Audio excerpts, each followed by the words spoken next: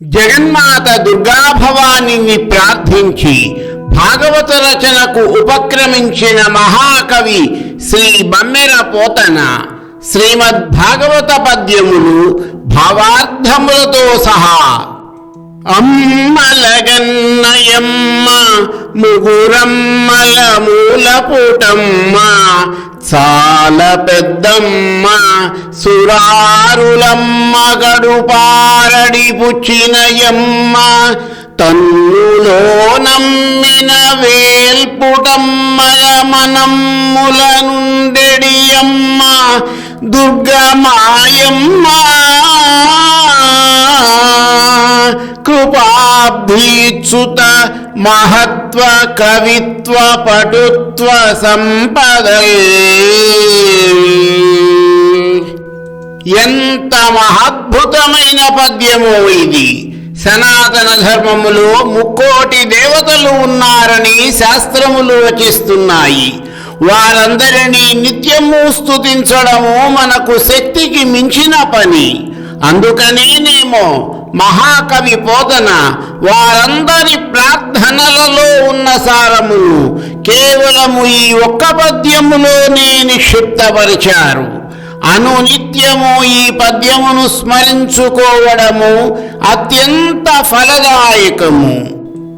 జగన్మాత శ్రీమాత, ప్రపంచములో ఉన్న స్త్రీమూర్తులందరూ కూడా మాతృమూర్తులే, భగవతి యొక్క స్వరూపులే. అటువంటి కోటాను కోట్ల అమ్మలను కన్నది అమ్మల కన్నా అమ్మ. త్రిమాతాత్మకమై ముగ్గురమ్మలైన లక్ష్మీ, పార్వతీ, సరస్వతులను కన్న తల్లి అమ్మలందరికంటే ఎంతో గొప్పదైన అమ్మ. సురారులమ్మ కడుపారడి పుచ్చినయమ్మ. ఎంత అద్భుతమైన పదప్రయోగము చేశారో చూడండి శ్రీ పోతన. రాక్షసుల తల్లుల కడుపులలో అగ్ని రగిల్చిందట పరమేశ్వరి. అదేమిటి?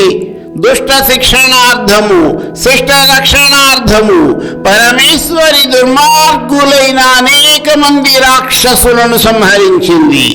ఆ విధముగా రాక్షస సంహారముతో వారి తల్లులకు శోకమును మిగిల్చింది అని వివరిస్తున్నారు శ్రీ పోతన.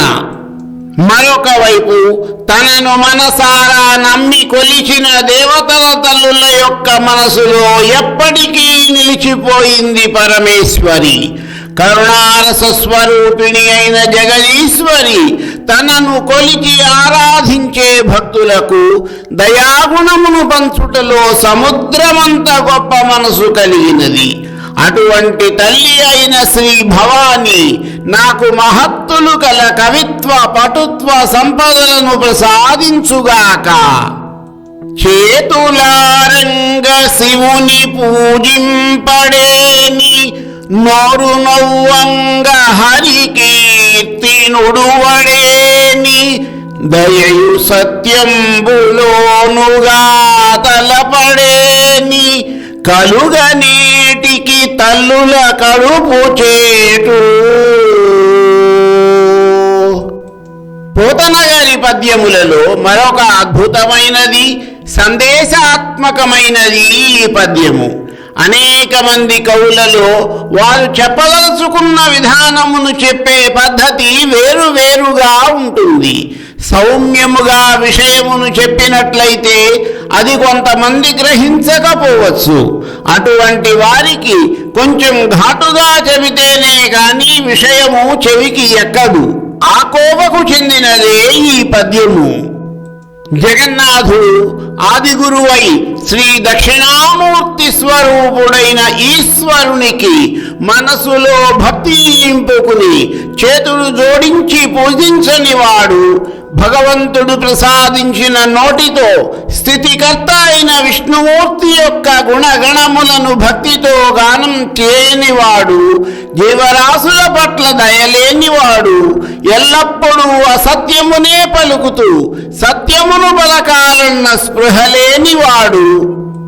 అటువంటి వాని జన్మము వ్యర్థము, వాని తల్లుల కడుపు చేటు కూడా. ఈ విషయమునే వేమన కూడా వ్యక్తీకరించారు. తల్లిదండ్రుల మీద దయలేని పుత్రుండు పుట్టనేమి వాడు గిట్టనేమి పుట్టలోని చెదలు పుట్టదా గిట్టదా విశ్వదాభిరామ వినురవేమా. తనకు జన్మనిచ్చిన తల్లిదండ్రులపైన ఏ మాత్రమూ దయ చూపకుండా వారిపై కాఠిన్యముతో ప్రవర్తిస్తూ వారు లేకపోతే తాను లేను అనే విషయమును విస్మరించి ప్రవర్తించే పుత్రుడు ఉంటే ఏమి పోతే ఏమి.